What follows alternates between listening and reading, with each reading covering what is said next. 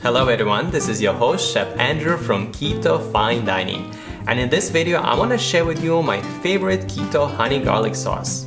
It's quick and easy to make, healthy, absolutely delicious, and it goes great with chicken wings, chicken thighs, and even with lots of vegetables like bok choy, Brussels sprouts, and squash.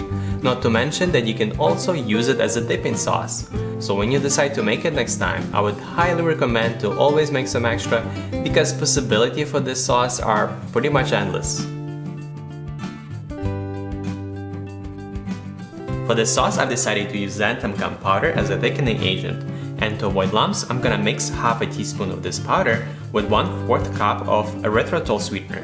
If you don't have xanthan gum powder on hand, don't worry because you can easily substitute it for 2 teaspoons of cornstarch.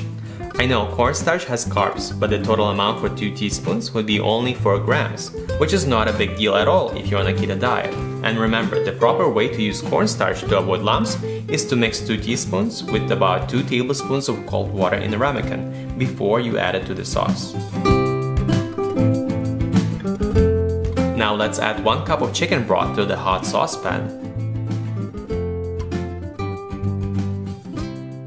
Then 2 tablespoons of sesame oil, 2 tablespoons of rice wine vinegar, 3 tablespoons of soy sauce, 4 crushed garlic cloves, 1 tablespoon of shredded ginger. Then to add a little heat, let's add 1/4 teaspoon of red pepper flakes and give it a mix. Then cook for 2 minutes.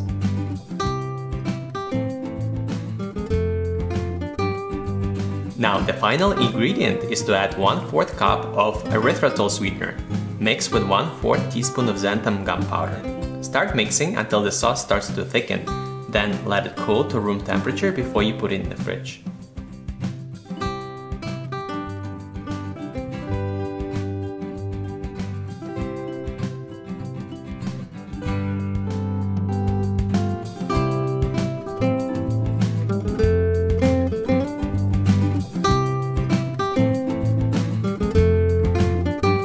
I really hope you enjoyed this video on how to make keto honey garlic sauce.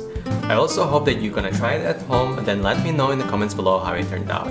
And if you're looking for more delicious keto recipes, be sure to subscribe to my channel, hit the like button, and stay tuned for future recipes. Bye!